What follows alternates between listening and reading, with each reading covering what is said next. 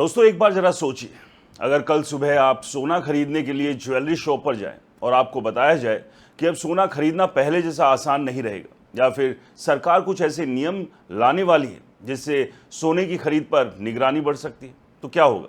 क्या सरकार सचमुच सोने पर कोई बड़ा कदम उठाने वाली है? क्या गोल्ड खरीदने वालों के लिए आने वाले दिनों में मुश्किलें बढ़ सकती है? क्या सोने पर टैक्स और बढ़ सकता है, या फिर सरकार चाहती है कि लोग सोना खरीदना कम कर दें? और सबसे बड़ा सवाल, आखिर सरकार को अचानक सोने की इतनी चिंता क्यों होने लगी? दोस्तों पिछले कुछ दिनों में जो खबरें सामने आई है उन्होंने बुलियन मार्केट, ज्वेलरी इंडस्ट्री और इन्वेस्टर्स के बीच हलचल पैदा कर दी। Times of India, Economic Times, Reuters और कई फाइनेंशियल पोर्टल्स की रिपोर्ट्स के अनुसार फाइनेंस मिनिस्ट्री ने गोल्ड और सिल्वर आयात करने वाले बैंकों से 2023 से अब तक के गोल्ड मेटल लोन यानी जीएमएल का पूरा ब्यौरा मांगा है। अब आप कहेंगे कि बैंक से डेटा मांगने में ऐसा क्या खास है? खास बात यही है कि सरकार आमतौर पर इतनी डिटेल जानकारी तब मांगती है जब वो किसी सेक्टर में नीति बदलाव या नए नियमों पर विचार कर रही हो। यही वजह है कि बाजार में चर्चाएं तेज हो गई है कि सोने को लेकर सरकार कुछ बड़ा सोच रही है। लेकिन इससे पहले कि हम आगे बढ़े, आपको एक ऐसा आंकड़ा बताता हूं जिसने सरकार की नींद उड़ा कर रखी है। फाइनेंशियल ईयर 2025-26 में भारत ने मात्रा के हिसाब से पिछले साल से कम सोना आयात किया। पिछले साल करीब 757 टन सोना आयात हुआ, जबकि इस बार ये घटकर लगभग 721 टन रह गया।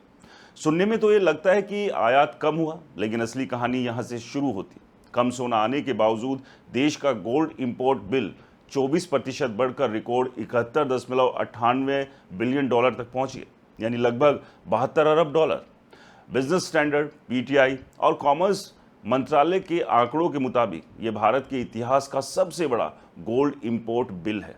अब सवाल ये कि 72 अरब डॉलर कितना बड़ा आंकड़ा है, इसे समझिए। ये रकम कई राज्यों के सालाना बजट से भी ज़्यादा है, और यही वो पैसा है जो देश से बाहर जा रहा है।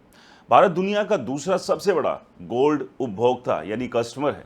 हमारी शादी ब्याह की संस्कृति, त्योहार, इन्वेस्टमेंट की मानसिकता और पारंपरिक परंपराओं ने सोने को केवल मेटल की सामाजिक सुरक्षा का प्रतीक बना दिया।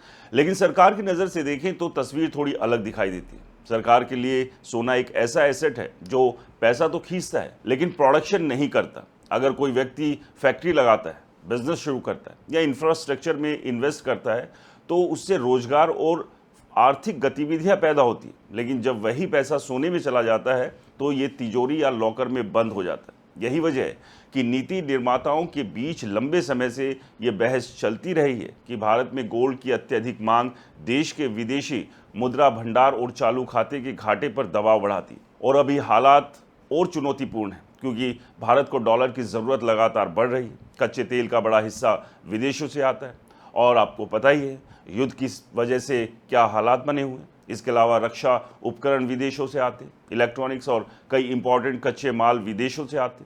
इन सब का भुगतान डॉलर में करना पड़ता है। ऐसे में अगर गोल्ड के आयात पर अरबों डॉलर खर्च होते रहेंगे तो सरकार का स्वाभाविक रूप से चिंतित होगी। यही कारण है कि हाल के महीनों में सरकार ने कई कदम उठाए। प्रधानमंत्री मोदी ने खुद लोगों से रिक्वेस्ट की कि गोल्ड एक साल ना खरीदें। दोस्तों रॉयटर्स की रिपोर्ट के अनुसार मई 2026 में सरकार ने सोने और चांदी पर आयात शुल्क बढ़ाकर 15% कर दिया था। इसका मकसद साफ था, आयात कम करना और विदेशी करेंसी बचाना। लेकिन कहानी यहाँ भी उलझ गई। रॉयटर्स की रिपोर्ट बताती है कि शुल्क बढ़ने के बाद तस्करी फिर से बढ़ने लगी और बाजार में कई नई चुनौतियां पैदा हुई। दूसरी तरफ अब फाइनेंस मिनिस्ट्री ने गोल्ड मेटल लोन पर भी नज़र डालनी शुरू कर दी है। आखिर ये गोल्ड मेटल लोन होता क्या है? मान लीजिए कोई बड़ा ज्वेलर है जिसे सोना चाहिए। बैंक विदेशी सप्लायर या इंटरनेशनल बैंकों से सोना उधार लेते हैं और फिर उसे ज्वेलर्स को देते हैं। ज्वेलर्स उससे ज्वेलरी बनाता है, बेचता है या निर्यात करता है और बाद में उसका भुगतान करता है। ये पूरी व्यवस्था को गोल्ड मेटल लोन कहा जाता है। अब फाइनेंस मिनिस्ट्री ने बैंकों से पूछा है कि कितने ग्राहकों को ऐसे लोन दिए गए, कितना सोना शामिल है, विदेशी सप्लायर्स कौन है, कितनी संपत्ति गिरवी रखी गई और इस पूरे कारोबार का आकार कितना बड़ा है। दोस्तों times of India, outlook business और फ्री प्रेस जर्नल की रिपोर्ट के मुताबिक ये जानकारी 2023 से अब तक मांगी गई है। दिलचस्प बात यह है कि इससे पहले रिजर्व बैंक भी बैंकों से गोल्ड मेटल लोन एक्सपोजर का आंकलन मांग चुका है। यानी केवल सरकार ही नहीं बल्कि नियामक संस्थाएं भी इस पूरे सेक्टर को करीब से देख रही हैं। अब सवाल उठता है कि क्या सरकार सोने की खरीद पर कोई नई पाबंदी लगाने वाली है? क्या नगद खरीद पर सख्ती होगी? क्या पुराने सोने को सिस्टम में लाने की कोशिश होगी? क्या गोल्ड लोन नियम बदलेंगे?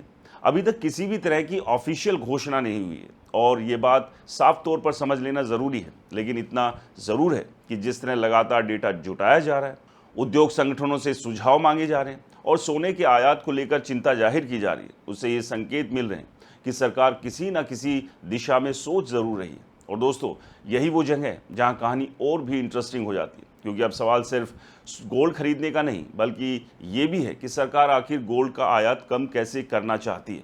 क्या घरों में पड़ा हज़ारों टन गोल्ड सरकार की नज़र में है? क्या आम लोगों के पुराने सोने को सिस्टम में लाने की तैयारी हो रही?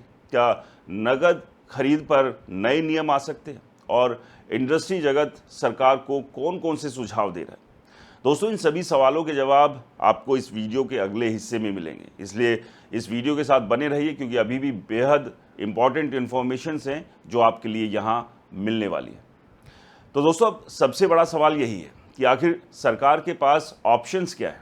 क्या आने वाले दिनों में सोना और महंगा हो सकता है? देखिए, अभी तक सरकार ने कोई ऑफिशियल अनाउंसमेंट नहीं की है, लेकिन बैंकिंग और बुलियन इंडस्ट्री से जुड़े सोर्सेज के हवाले से जो खबरें सामने आ रही हैं वो संकेत ज़रूर दे रही है कि कई स्तरों पर मंथन चल रहा है।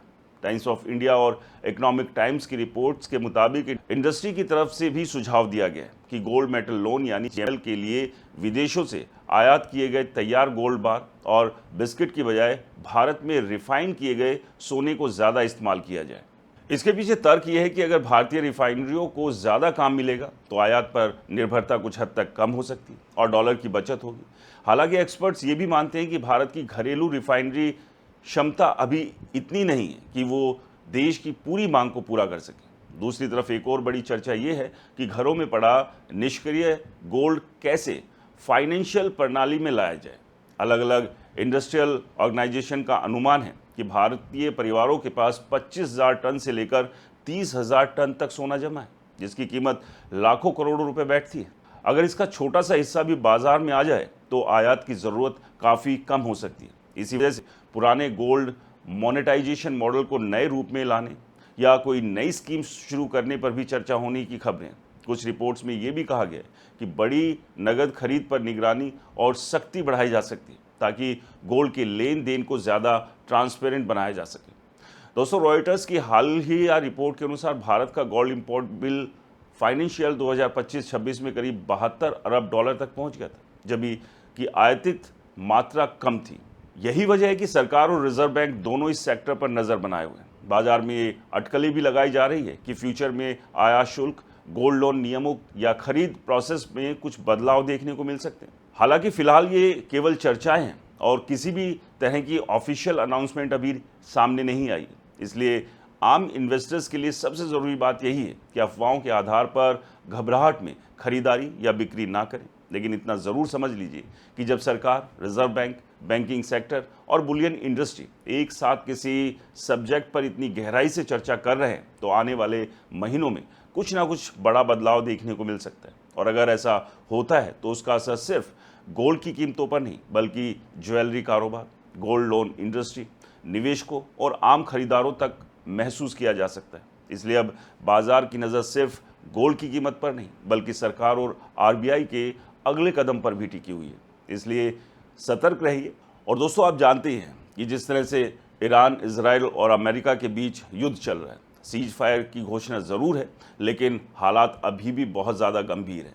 मिसाइलें अभी भी गरज रही है और स्ट्रेट ऑफ हॉर्मुज पर लगातार दिक्कतें और चुनौतियाँ आ रही हैं। भारतीय जहाज़ भी अब चपेट में आ रहे हैं, तो आप समझिए कि क्रूड ऑयल के ऊपर इसका असर सीधे दिख रहा है। और जिस तरह से क्रूड ऑयल महंगा हो रहा है, बाकी चीज़ों पर भी इसका असर है।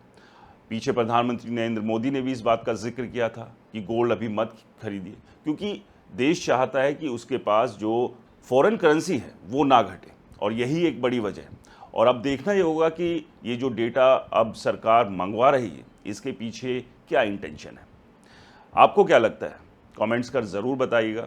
वीडियो पसंद आया तो इसे लाइक करें, शेयर करें और आपके अपने चैनल को सब्सक्राइब और फॉलो करना बिल्कुल ना भूलें। और हाँ दोस्तों, ये वीडियो सिर्फ एजुकेशन और नॉलेज पर्पज़ के लिए, यहाँ पर इन्वेस्टमेंट की सलाह बिल्कुल नहीं है, इसलिए जहाँ पर भी इन्वेस्टमेंट करें सोच समझ के करें।